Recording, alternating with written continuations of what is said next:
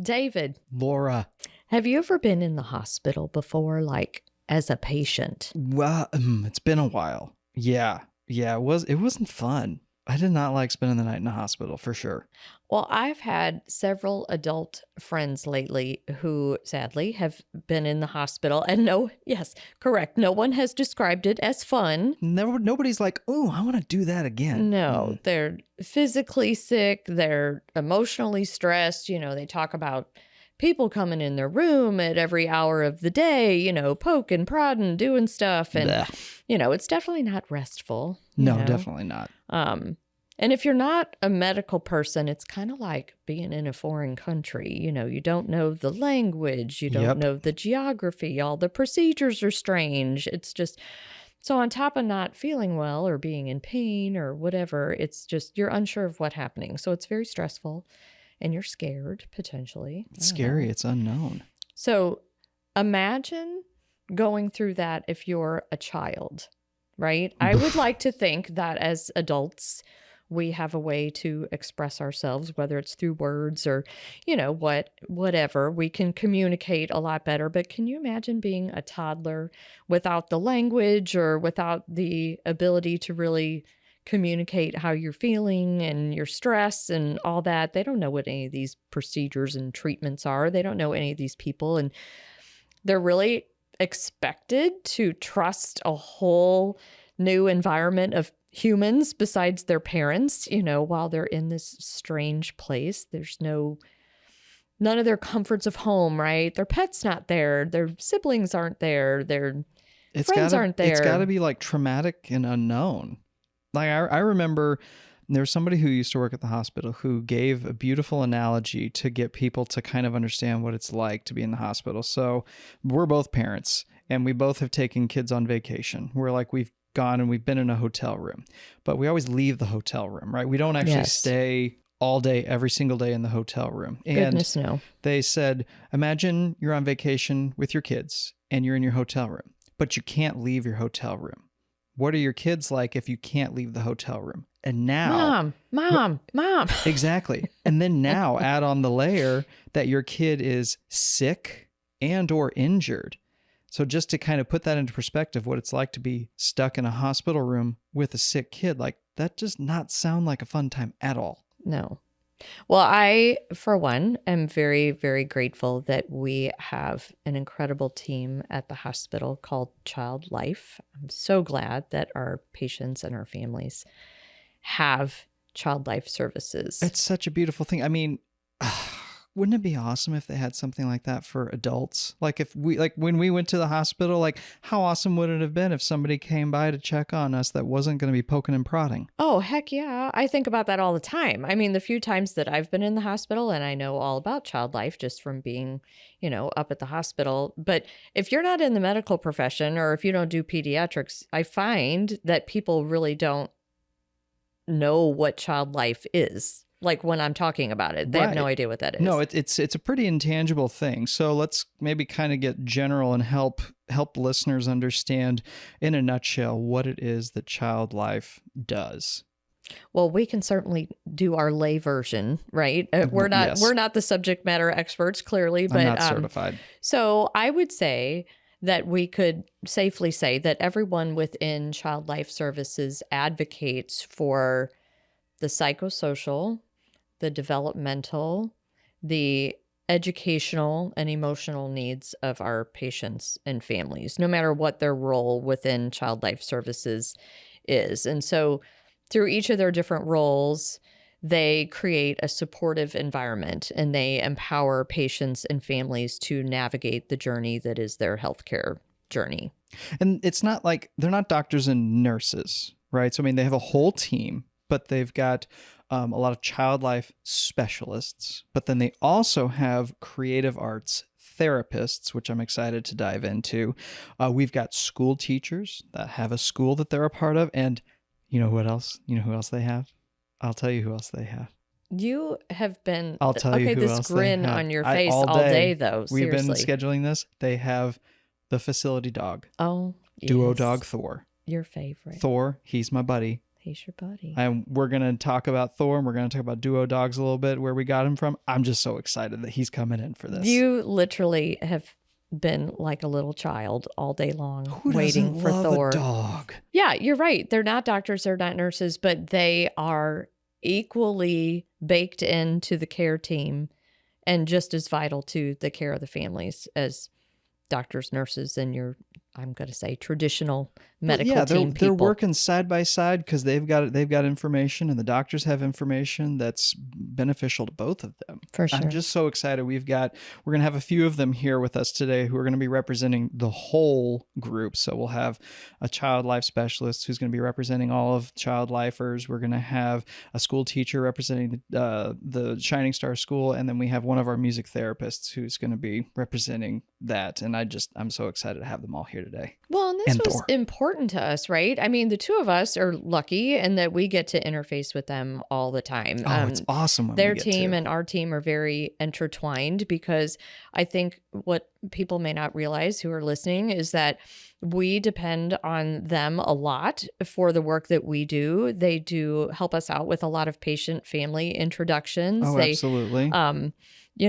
We get a lot of stories from them. When we're taking photos, they're always with us, helping out, introducing us to the kids. Right, absolutely. But they also lean on us for funding support. What a lot of people don't realize is that unlike other medical personnel and departments, they cannot bill for their services. They're non-reimbursable by insurance, and they're not revenue generating for the hospital. So to expand their team to provide new and different things that they need to for our patients, to expand or add new programs to their umbrella. Educational components. Right. They need donors. And, until those types of things can be operationalized by the hospital. So they're very dependent on us. So we are very familiar with their work here at the foundation because we need to know it to be able to advocate for support for it, right? But we really want a broader audience to really, truly understand and hear about the work that they do and how much it impacts patients and families. I'm so excited they're coming in. And of course, I'm excited that Duo Dog Thor is joining us on the podcast. Finally, my dreams come true. Finally. Let's jump in. Let's do it.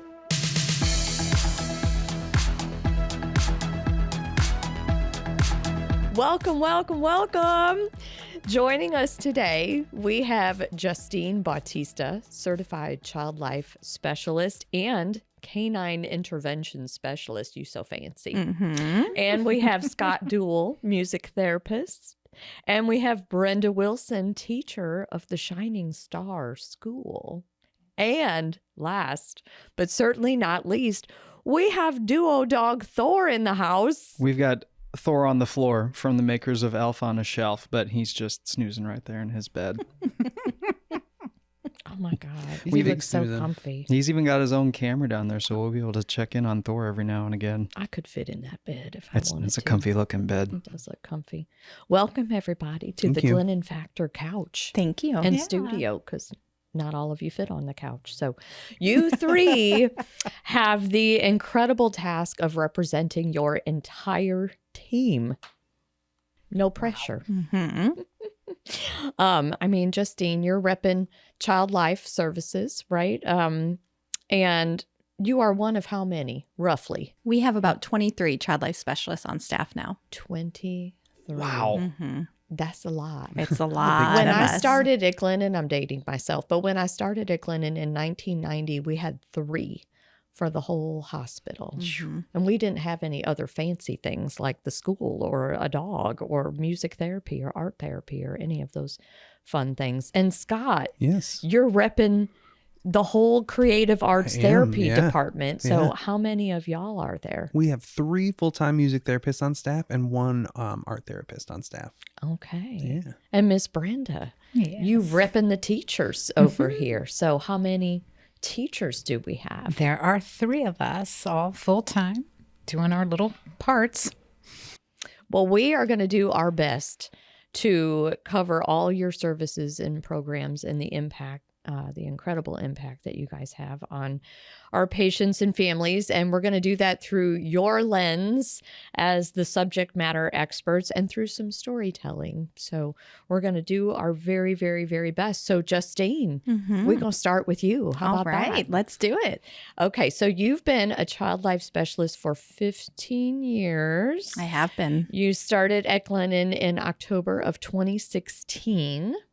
You worked 6.5 years as a child life specialist on 4 North, which is our inpatient hematology and oncology unit. And then for the last almost 2 years, you have been the facility dog program coordinator. That's a long time and a lot of different things you've gotten to do. Yes. So not everybody, and like I got to learn this whenever I first started here, but not everybody kind of grasps what exactly child life does. I mean, it can be kind of an ambiguous thing, and you don't really get to know what all it entails until you get to actually see it in action. And normally I don't like to like read stuff off, but whenever we were talking with you about doing this podcast, you shared something with us that I just wanted to read because I thought it was very impactful to kind of give people context about why you do what you do. You wrote, "I enjoy helping children and families choose how they get to react to healthcare situations. We cannot control what happens to us, but we can control how we respond to it. And there's nothing better than helping a child find a positive moment or creating a joyful moment of play in an otherwise dark time." I mean, that's very powerful. That's amazing. Can you just kind of expand on that and really explain to everybody what it is, the role that child life plays? Absolutely. So as a child life specialist, our job is just to help patients and families cope with being in the hospital and going through medical things. We do that a lot of different ways. Some of that is by educating the patient on their developmental level, what's going to happen to them, by helping parents learn how to best explain a diagnosis to their child, by helping siblings understand what's going on with their brother or sister that's here in the hospital, and also just by making the hospital a less scary, more normal place. So nobody wants to be in the hospital, especially a child. It's all foreign. We're using words that even adults don't understand a lot of the times. And just being able to make an IV or a tube line that somebody may have, make that less scary and more fun. Decorate an IV pole, turn it into a ghost so that we can scare nurses as they come in. Little things like that that really help just make it a child's environment and make the hospital less scary for everybody. Wow.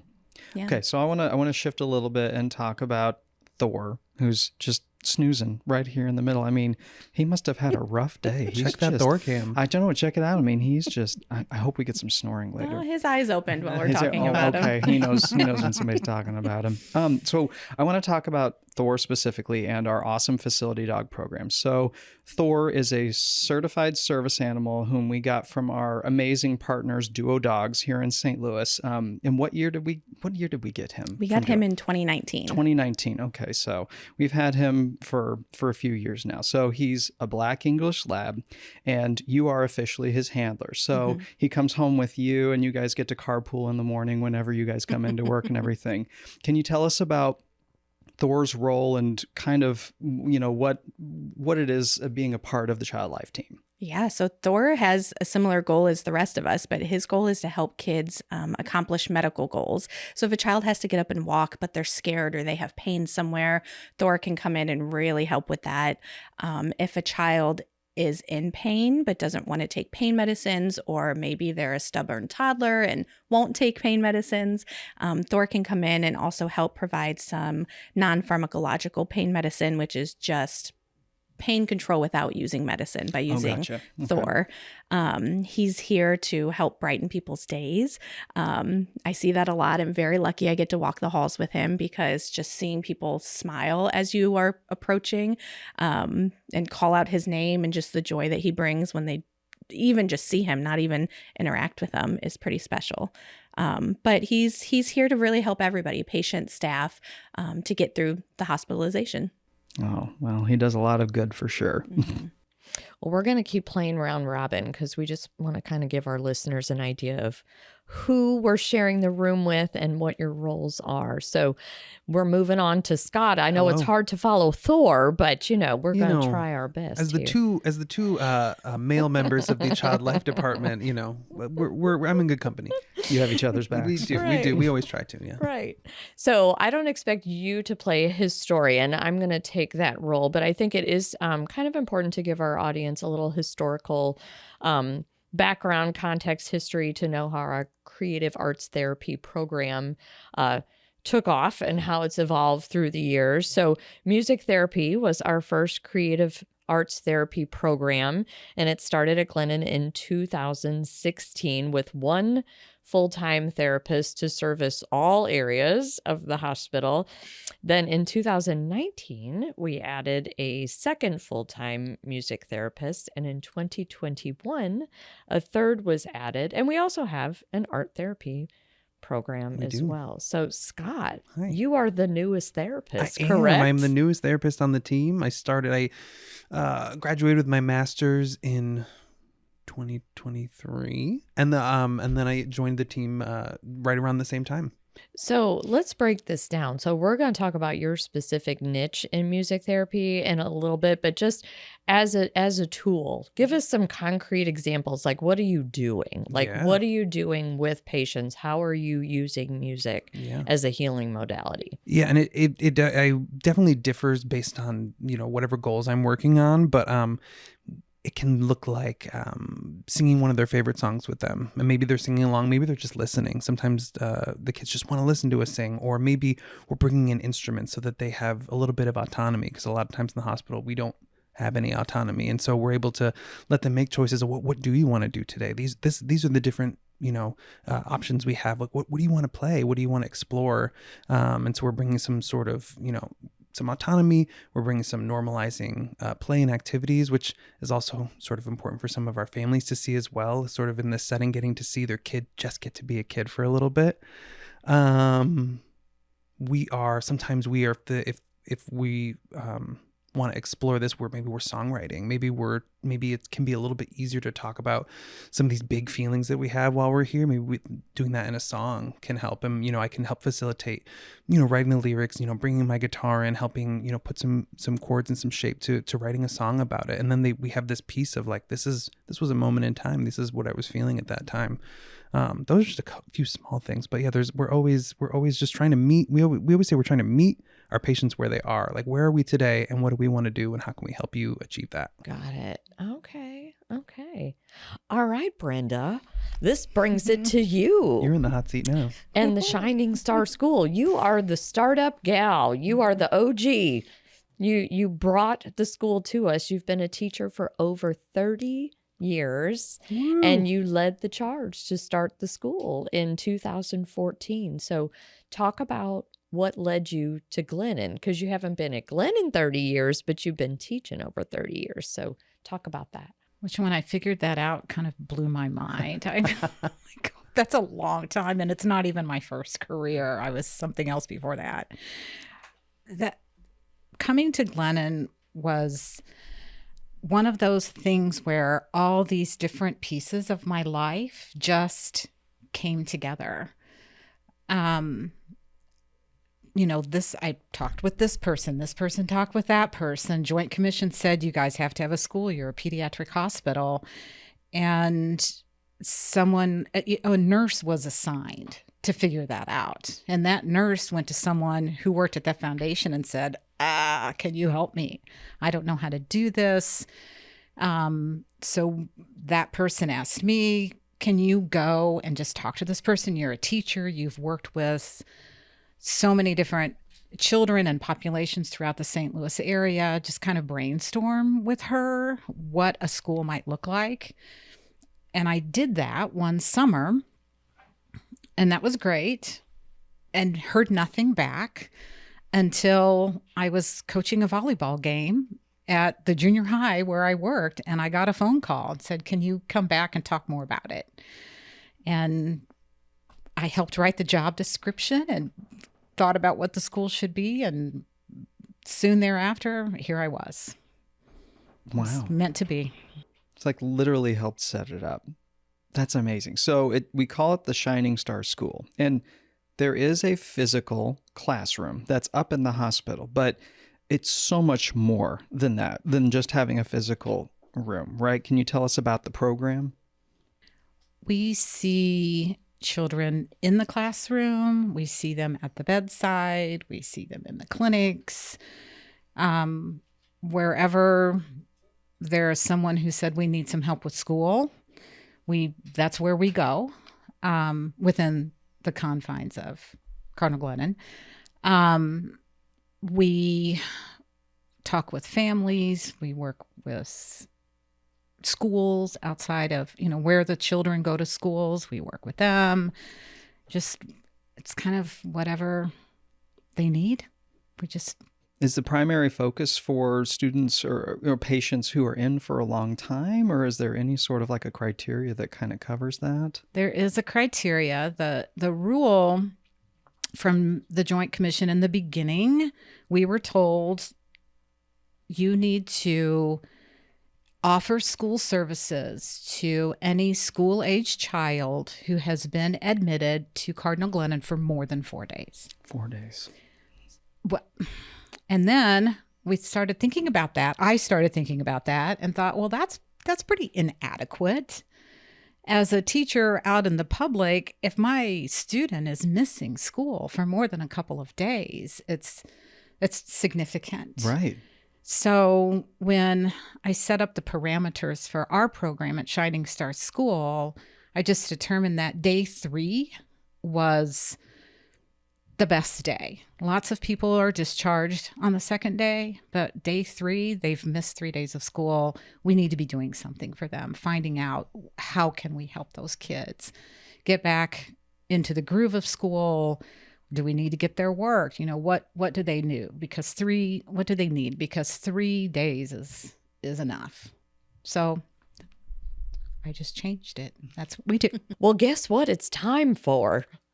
It's time for story time on the podcast. We would love to hear a story from each of you, one that kind of illustrates how you, I'm just going to say, walked alongside a patient or a family during their hospitalization and impacted their experience. So, we've kind of talked about what's your job and what are the things that you do and kind of the nuts and bolts of things. But I think stories are a real way to kind of illustrate and kind of pull it all together. So I would love that if each of you can just take a second and think of maybe a story that, you think is a decent illustration of your walk with patients through the hospital. So Justine, you get to start. We'll start with you. So tell us a story, Justine. Yeah. So I have so many stories. Quite honestly, I can think of just so many amazing patients and families that I've gotten the honor of working with and helping through some of their darkest days.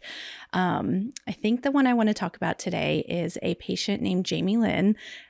She was 14 when she was diagnosed with a type of leukemia. It's called CML. And her journey was mostly outpatient for the beginning of it. It was clinic visits. She was coming once a month to our Costas Center, getting her medicine there. And then her disease changed a little bit, and she had to come in more often, and suddenly she needed a bone marrow transplant. That's a big jump. That's a big jump. Her family lives far away from Glennon. They're a couple hours away in the Hannibal area. And it was a big change from going once a month to clinic visit to now being told we're going to need a bone marrow transplant.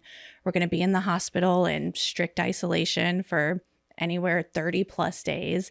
It was a big change for them. And Jamie Lynn ended up being in our bone marrow transplant unit for over 100 days. It was pretty much an entire summer, May through about August of 2020. She was stuck in a room, a tiny room smaller than this podcast studio, all to keep her safe, to keep germs away from her while her body was getting a bone marrow transplant to hopefully get cancer to be gone. Her mom was able to be with her pretty much all the time. Her dad was up here a lot. And That's a lot of together time for a mother-daughter at 14. it is, but I don't know that I would have honestly- wanted that much close time with my mother. No offense, Mom, when I was 14. No, I agree. Jamie Lynn and Melissa were totally different, though. They were like best friends. And Jamie Lynn really took good care of her mom, and her mom took amazing care of her as well.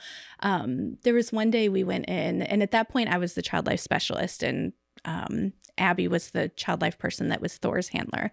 And there was a day that quietly to the side, Jamie Lynn had said, "Hey, my mama is feeling stressed. There's a lot going on, lots of important conversations with doctors. Can you do something special for her today?" And Melissa didn't know that Jamie Lynn had asked that. And so I asked Abby and Thor, I said, "Hey, can you guys come do a visit?" Jamie Lynn was so close with Thor. Those two were the thickest of thieves, the bestest of friends. And when Thor went in, it was actually incredible. He's so good at his job. Typically what he would do is he would come in and go straight up to Jamie Lynn. He wouldn't always wait for the command to jump in the bed because he loved her that much. And he actually ignored Jamie Lynn that day and went straight up to Melissa. And I didn't tell Abby that Jamie Lynn had asked for Thor to have special Melissa time. But he just knew, he could feel the stress on Melissa, and he knew, hey, Jamie Lynn, I love you, but today Missy's my girl and I really need to be here for your mom. And we all laughed about it because he just beelined straight to Melissa on the couch and jumped up there with her and gave her lots of love and licks and just all the attention and admiration in the world. And even I like that just chokes me up because I think about that and how he must take all that energy on. And he does. I love how intuitive Jamie Lynn was for her mom, and that he felt that. That's pretty pretty amazing. As a mom myself, I think we always put ourselves last. You know, your kid, especially if they're sick in the hospital, they need the attention, they need the help. And Missy would always say that she wouldn't really even pet Thor unless Abby said, "Melissa, please pet Thor, love on him." But she always said, nope, he's here for Jamie Lynn, let her have her time. And so it was even just more powerful to see him say, "No, I am here for you right now. You need me. Here I am." It was pretty special. Yeah. And Jamie Lynn, she was just such a amazing young woman. Everybody that worked with her, that got the opportunity to meet her, Brenda's nodding along. We all have such incredible memories of her. She unfortunately did pass away from her disease in October of 2020. And she had so many sayings and just wise proverbs she would say to us all the time. One of the ones that I think about pretty often is she would say, "You can cry in ocean, but you can't let yourself drown in it." And she would tell me that related to her disease. She would say, "Yeah, I can let myself cry, but I can't let it define me, own me, get me down. You got to get the emotions out, but then you got to move on and find a way to deal with it." And at 14 years old, that's something I still need work on. Yeah. It's so profound.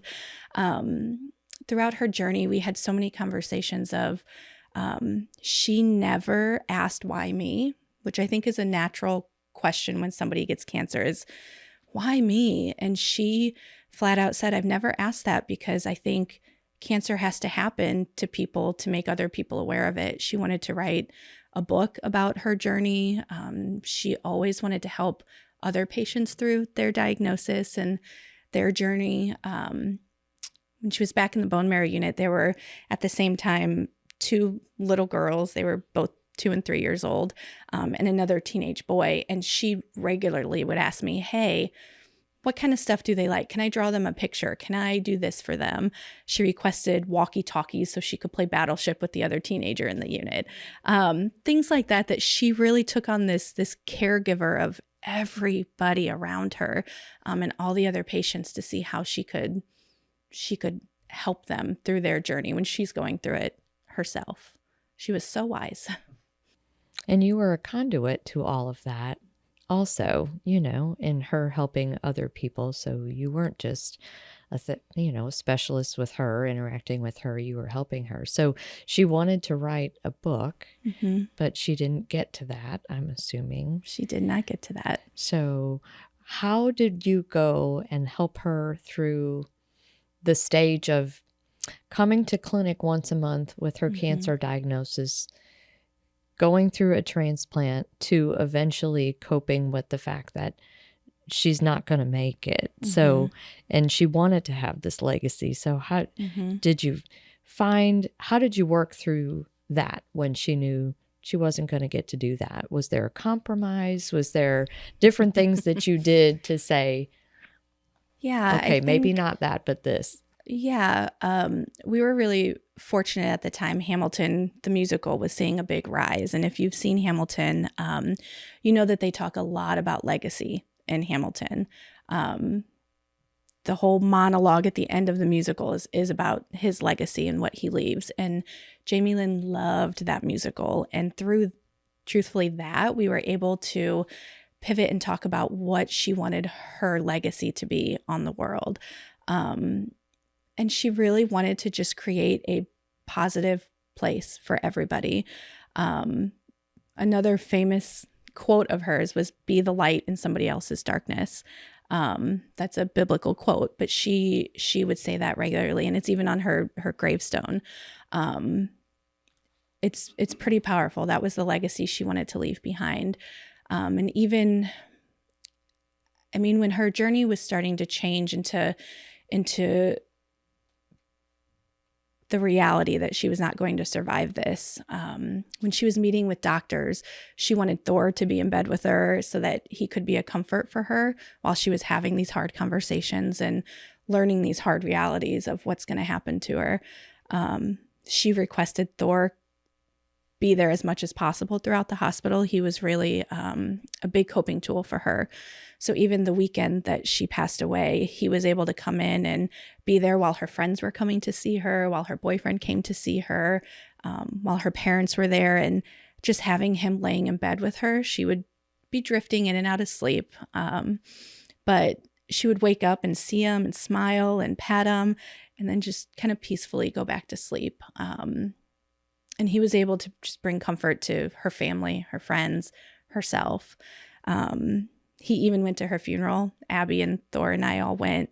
And he was incredible. He always knows his people. And he went straight up to her parents and just gave them all of the love in the world. The same with her friends and her boyfriend. He said, "Hey, it's Jamie Lynn's people. She's my BFF. I love you guys."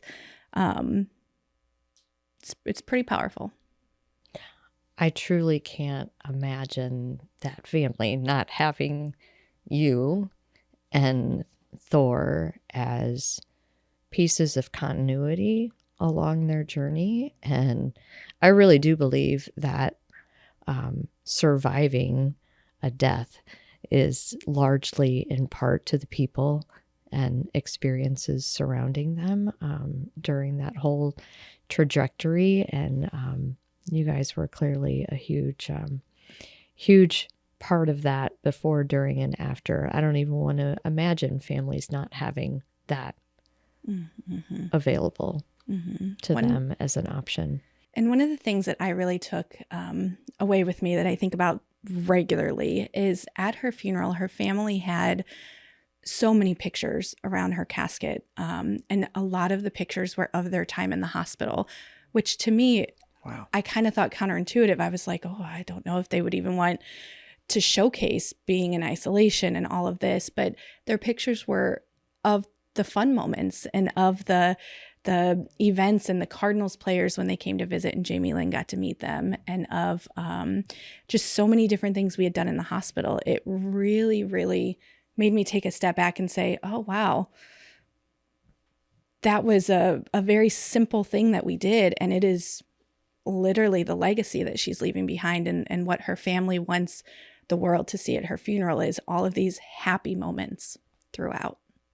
Well, she left it here, Yeah. you know? Yeah. And it's funny because I think sometimes when you're forced into four walls, you stop spinning and you really get to see the beauty within your own child and your own life. And they knew what kind of a human their daughter was, but she really got to shine because a lot of people needed that light here, you know, and she got to do it. So. Oh, and they Yeah. brought everybody in. I mean, from our environmental services, Miss Linda, she was so crucial to them.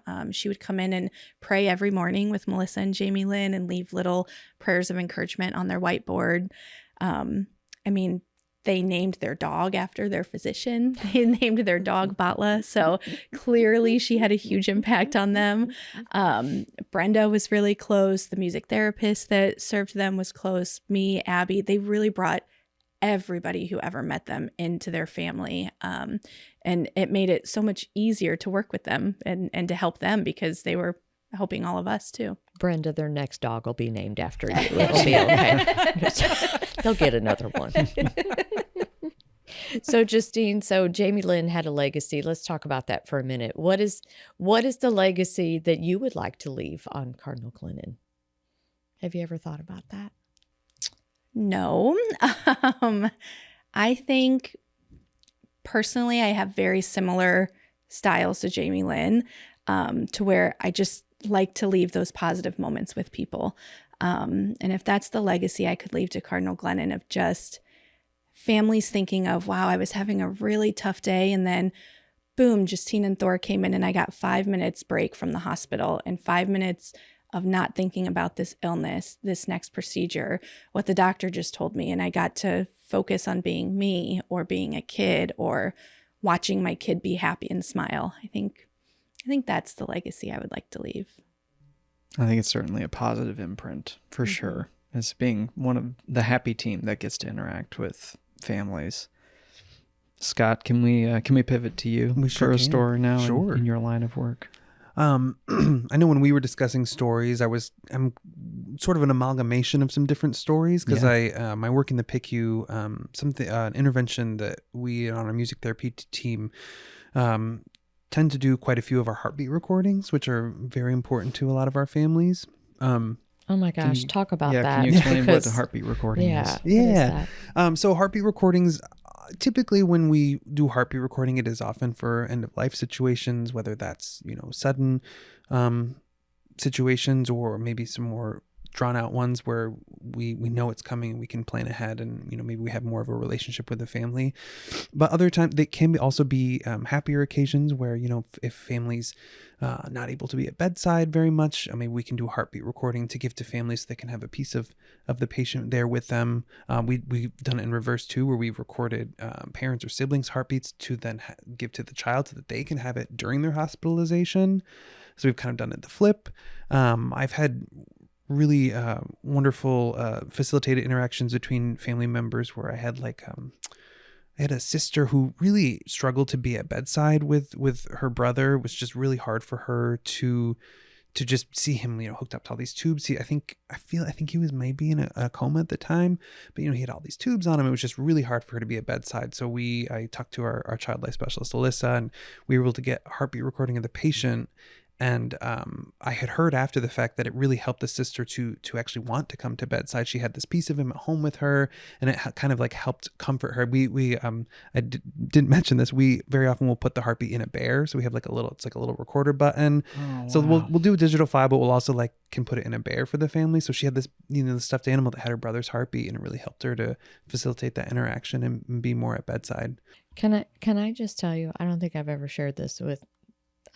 ever shared this with anybody, but I can't even imagine what it's like to be the recipient, whether it's a sibling, a parent, of one of those recordings, if I'm either losing my child or just going through it. The only analogy that I can even think that's comparable, when Jude was going through cancer, I went to Friends of Kids with Cancer art show, their annual art, and they had an artist. Art from the Heart. Yes, Art from the Heart. Thank you. And they had a glass blower there, and they invited the kids to blow their own glass ornament. Okay. So I was like, sure, yeah, go ahead. So Jude goes up and he blows his glass ornament. And all I could think, all that was going through my head was, I don't know if Jude's going to be a survivor or not, but his breath is in there. His breath is in there. And I hung on to that like gold, and I still do, because he's in there. Does that make sense? Yeah. He's in there, right? and Absolutely. that's all I could think of was, that is a living part of him that's in there. So those heartbeat recordings, like if I'm hanging on to an ornament that might, I don't know if it leaks out, I don't even know. But at the time, like all I could think was, his breath is in there, like it's in there. And I hung on to that like gold. So those recordings, I can't even fathom what they mean. We and so often we don't even, like, parents will say thank you, or very often if a child has already passed, we'll send it to them in the mail, so we don't often even get to hear. But when we do hear the impact, I received an email, I think maybe 2 weeks ago, from a family that received a heartbeat recording that just said, like, you have no idea how much this meant, please keep doing what you're doing. This, so it, like, we know, but we don't know, you know.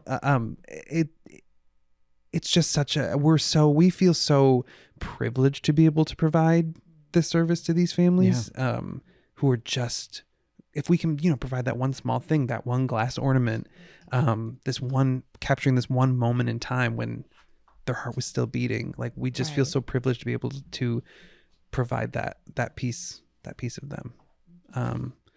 Another part that we will do, especially for some of our more long-term patients who we have some of those relationships with families, is we will often recreate a favorite song to then pair with their heartbeat, so that the heartbeat becomes sort of the backbone of the song. Oh, wow. And it's, I love getting a chance to get to work on those, because they're really just, they're just, I don't know, I'm struggling to even come up with the words, but it's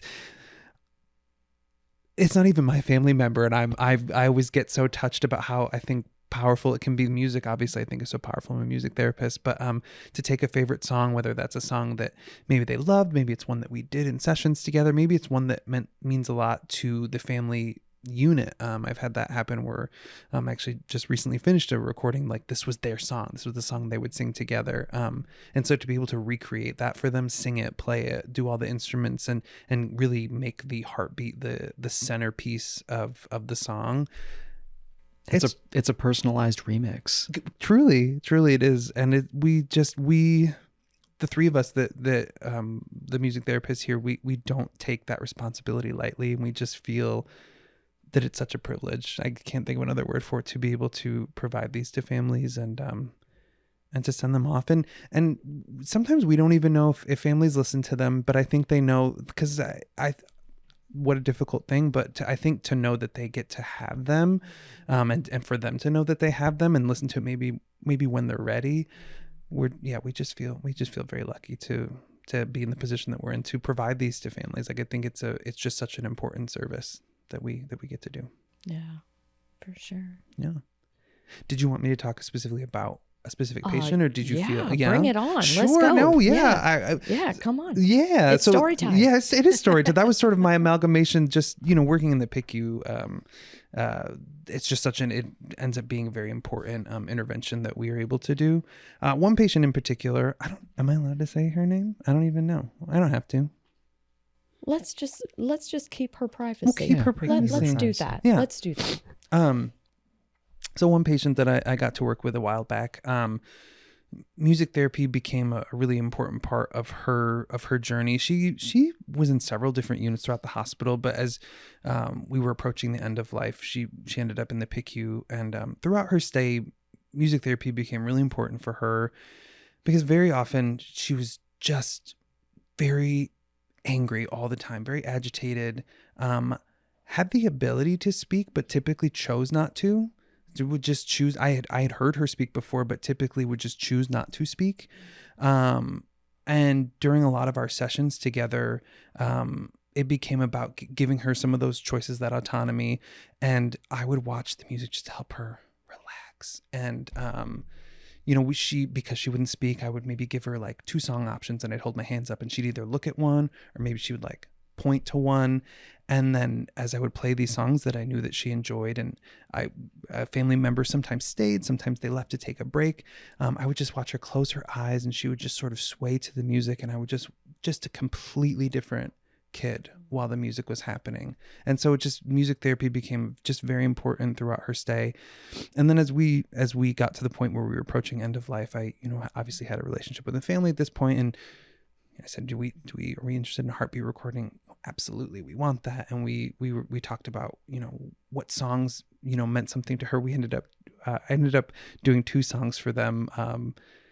We had just such a long relationship together that can we do 2? We can do 2. Like, we're going to make this happen for you. And so we did a Christmas song. We did Santa Claus is Coming to Town, because that was like year round. That was her song.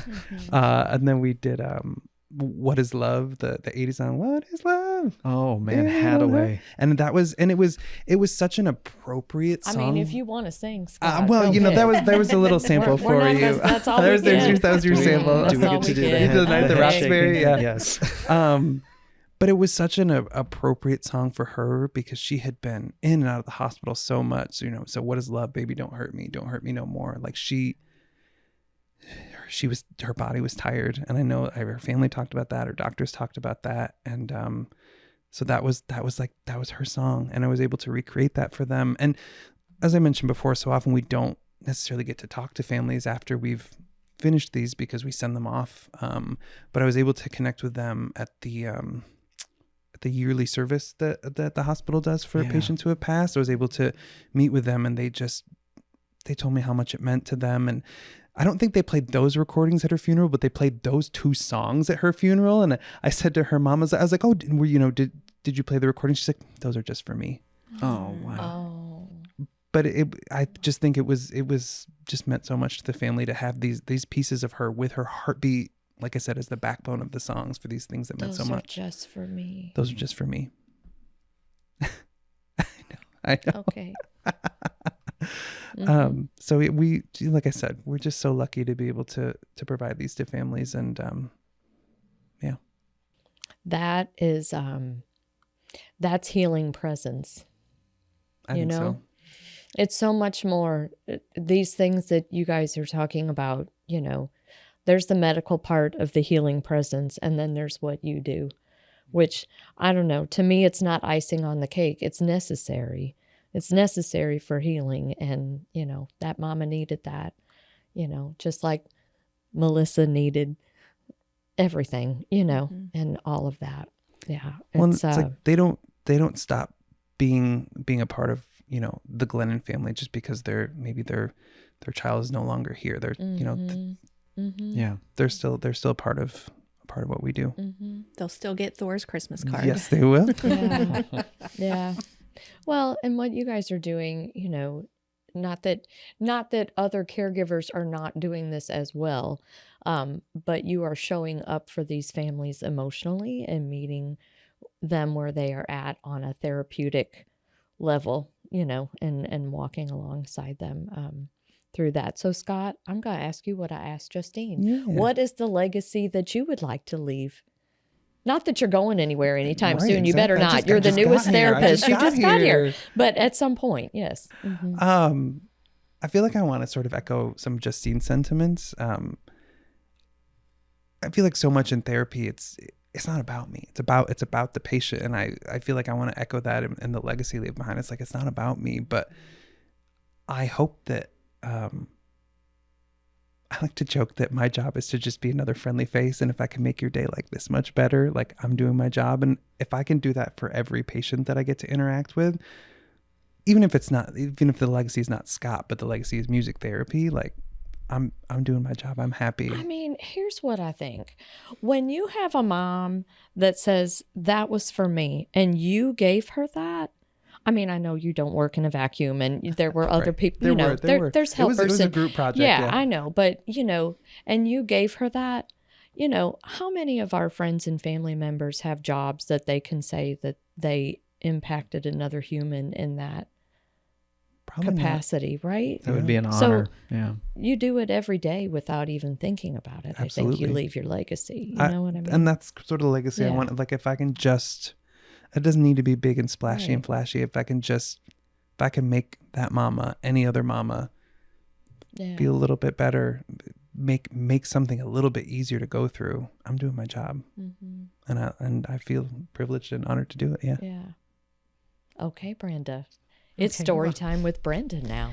Well, Brenda doesn't Tell us have a story, sob Brenda. story. I'm like, okay, well, I did, I'm a teacher. I mean, what can I Yes, say? you are. You Yes, you are. You're A very impacting experienced children woman. in another way. Very Yes. important. I've Okay. actually just been thinking throughout this whole process, and I don't feel that I explained very well what we do as teachers at Cardinal Glennon. Well, here's your And here's your opportunity. Here's my opportunity. Yeah. I heard both Scott and Justine talk about normalcy, just trying to make something feel normal. And that's such a big part of what we do to help children feel comfortable when they're in the hospital. That's a big deal. And to help families feel like we have their back, that we are there for them, that we can provide some support, that they don't have to do everything by themselves, because it is Honestly, so much. I will say, do not downplay that at all, because, I mean, I'll just say, you know this because you knew Jude when he was in the hospital. And when he was on round 3 of cancer and came in, he already knew. He said to me, he's like, Mom, I already know the cancer stuff. Like, I already know what I got to do. I already know this. But at that round, he had just come from a divorce, just started a new school, just started all kinds of things. It was fall, and then cancer hits again. But for him, that go around, he was like, yeah, okay, whatever. I'll do all the things that I got to do. I just want to keep up with school because I'm the new guy on the block. I got new friends. They don't know me. I just want to be normal. So to your point of normalcy, like you're trying to create all of you are trying to create some semblance of normal in what is not normal. And sometimes that's where their focus is they're just craving some kind of normal. And, you're trying to give them that in each of your different ways, right? So, Mhm. Yeah, it's pretty powerful. And when we were talking to, I mean, I do have a story I want to tell, but good. I'll I stop want to think interrupting. about, no. That's a story, right? And when Justine was talking about Jamie Lynn, I think about our whole relationship. And we went from learning things by singing about them and staying in touch with school, getting work, to having to do everything online because she couldn't go to school. And I will never forget the day that I walked into her room because she was, I want to do school. And I'm thinking, why? She wanted to do school. And then the day I walked into her room and she opened her computer and she looked at it and she closed the computer and said, I can't do this anymore, but will you still come and visit? Oh, wow. I mean, it was so powerful that we had the relationship. And for me as a school teacher to be the reminder, really, of something that was never going to happen. And so lots of times when kids are kind of at that place in their treatment, the school teachers sort of slide out the door because we often are a reminder of something that's not going to happen. And when we're in a place where we're no longer a positive, a hopeful force, then we shouldn't be there anymore because we're not helping the family anymore. And sometimes it's hard to step away. But for her, school was normal. She just couldn't do the work anymore. Right. But she still wanted the normal. Does that make sense? Yeah. And the connection. Mm-hmm. Yeah. Yeah. And I think about the child you were talking about and our special education teacher, Ella, is phenomenal, and worked with that child through all the no, I'm not, and loved her anyway. And every day You couldn't help goes but. back. You No, could not help no, but. you couldn't. And I think of Shelley, the other teacher, and her. She's such an incredible teacher, and the just dedication to children and their families and helping them through and making school be a thing that they can still achieve. It's just, we have a great team. Like, we love our job. We all love our jobs. You all are just an ecosystem of positivity. Like, I'm just listening to how you all work together, and You're I'm using just big words today, like ecosystem and amalgamation. What was that word you used? I was like, man, I learned gotta from study my Brenda. vocabulary a little better. Okay.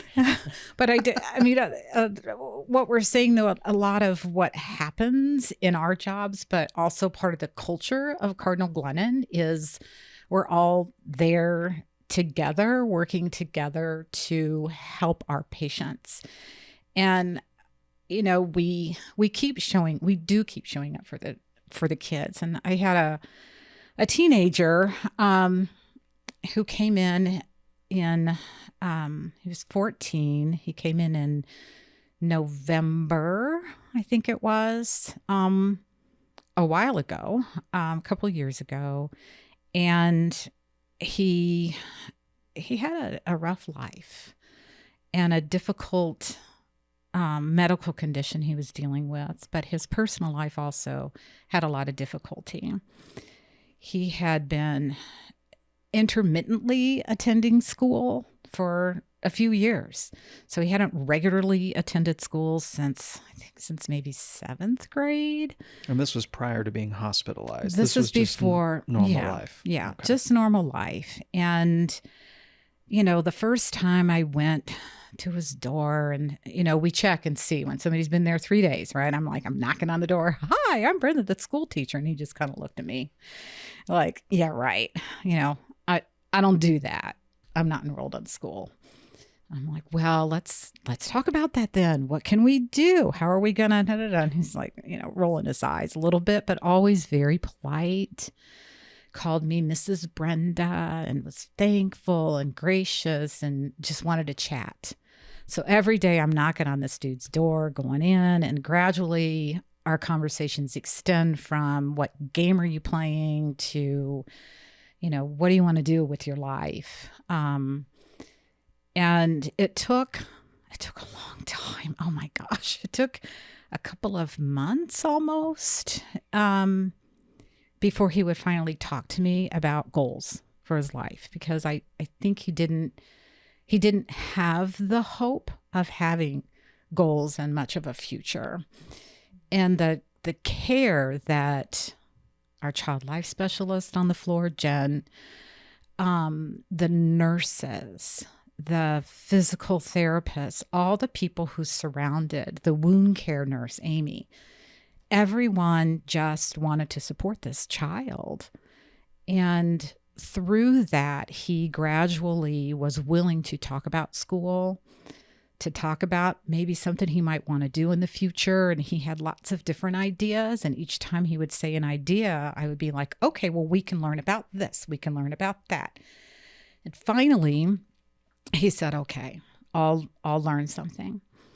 So we talked about that. What do I teach him? He's not enrolled in school. He hasn't been in school. I don't know where he is academically.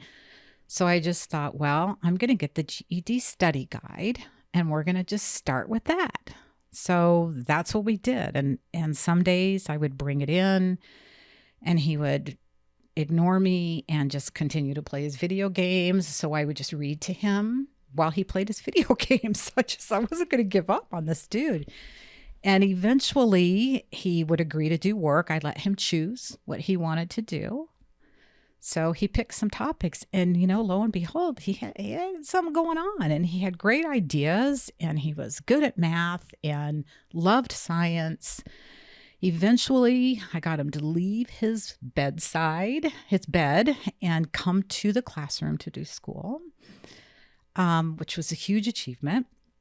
And then I got him to actually follow a schedule that he had an hour of school every day. You have to come. And everyone around was so excited by that they adjusted times that they were going to see him to make sure that he came to school and did school time every day, 10 o'clock. We did school. Wow.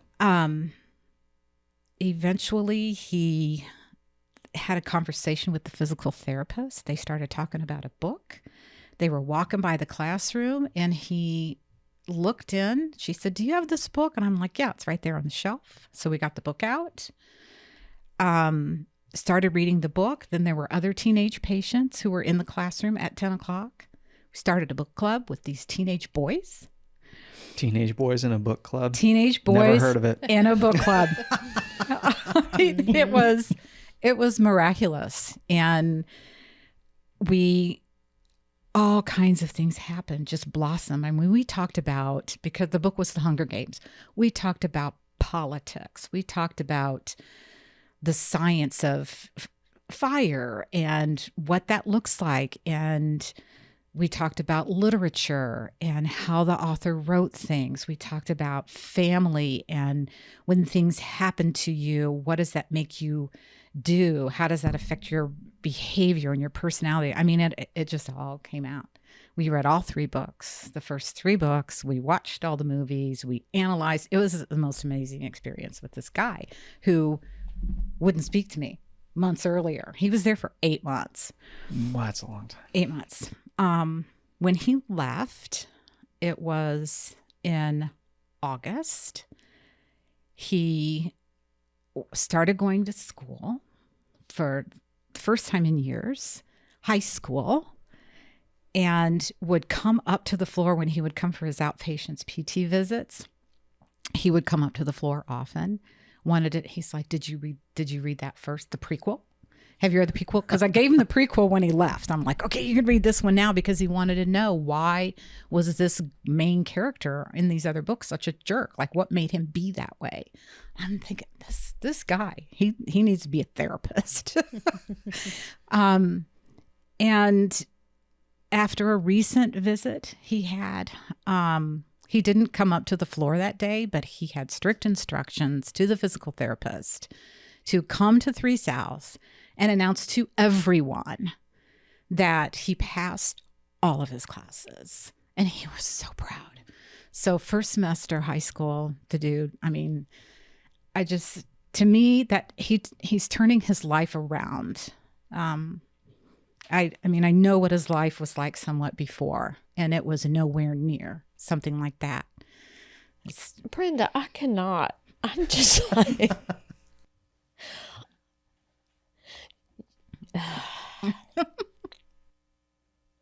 You and the rest of the team showed that boy how to trust.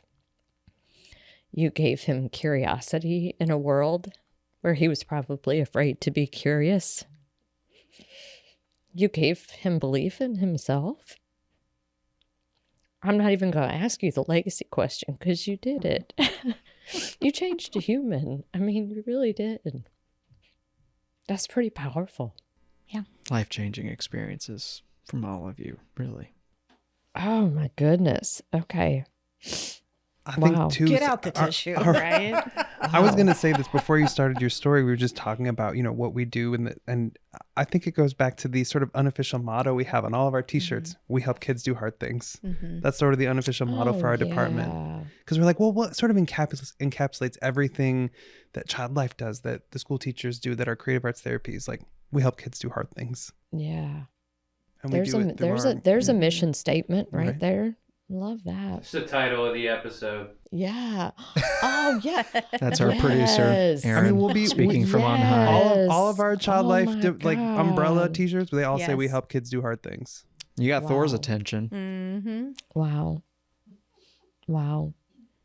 Okay, we do this. We've done this on previous episodes before, so we kind of did the legacy thing. But if you had a magic wand and there was something that you could provide within your services that maybe you can't now because there's some restraints or something. But if you had a magic wand and you could provide something that doesn't exist today, what would that be? We'll round robin to each of you.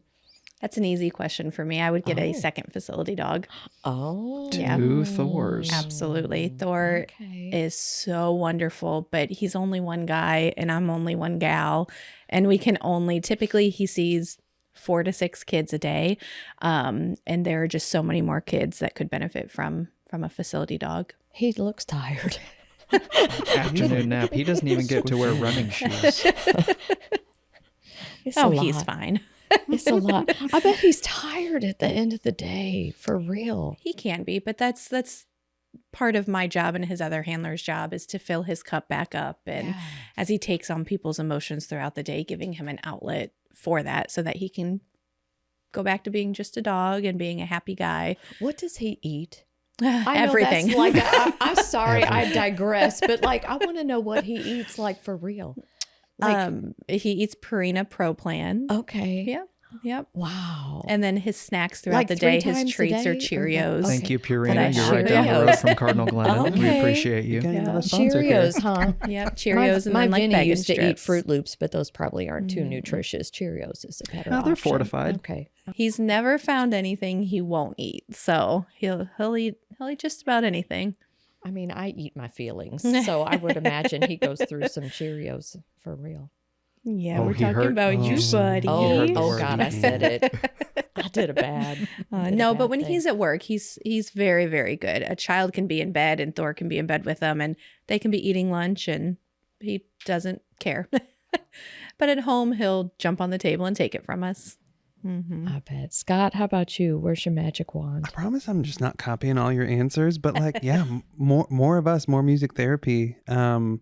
And I think even further than that, like more like another art therapist, somebody that I joke with our current art therapist all the time that I wish she could see our eating disorder population patients, because so many of them talk about how much art means to them and how much they love to draw. And so I'm just like, just creative arts therapies in general, just more of us. Just wish there could be more of us to see more kids. You know, there's only so many of us.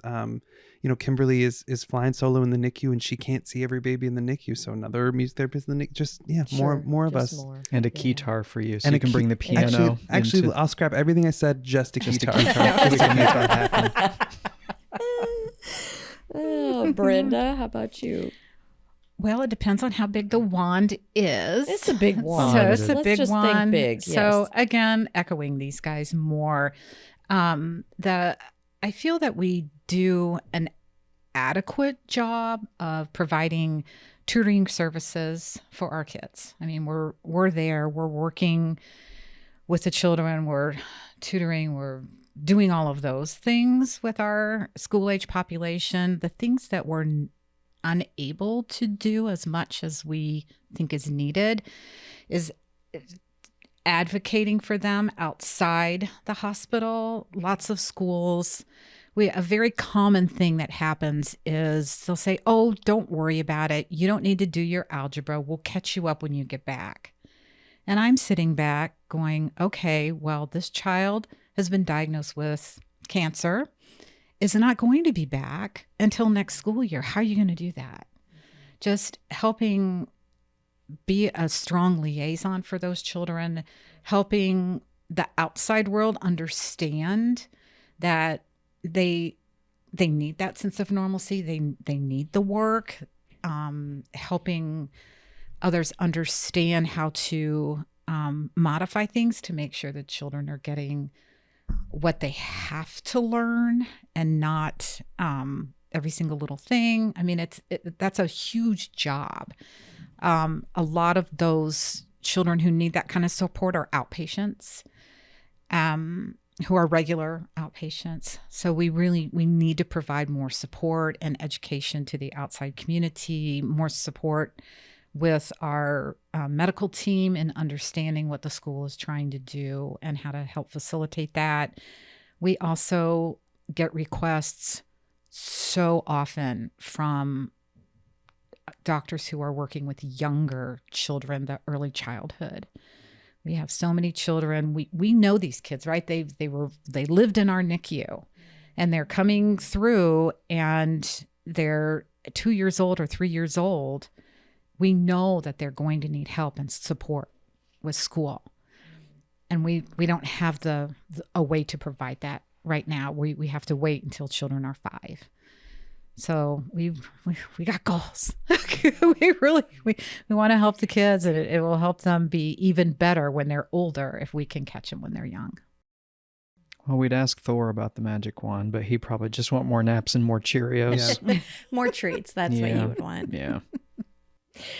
Well, I know when I've been to your huddles before, you guys huddle at 9:00-ish every morning as a team. And right before you huddle, the prayer comes on, over the intercom, the daily prayer.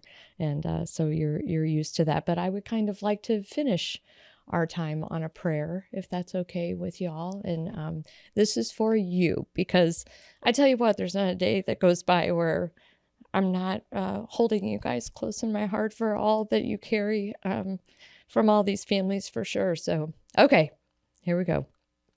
Heavenly Father, we lift up the dedicated child life specialists, creative arts therapists, and school teachers in our hospital, those who bring laughter, comfort, coping tools, resources, and so much more to young hearts and families facing difficult and uncertain times.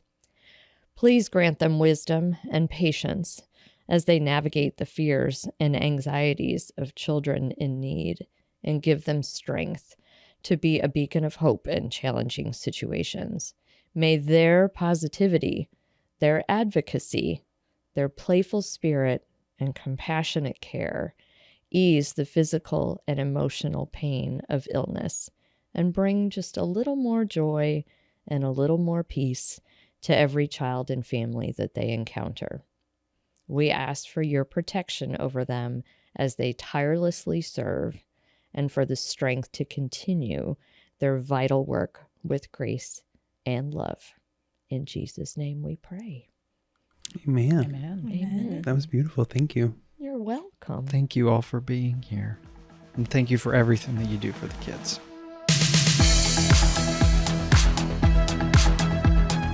We hope you enjoyed this episode of The Glennon Factor. Make sure you follow The Glennon Factor and leave us a review wherever you get your podcasts. Visit glennon.org if you would like to learn more about how you can support Cardinal Glennon kids.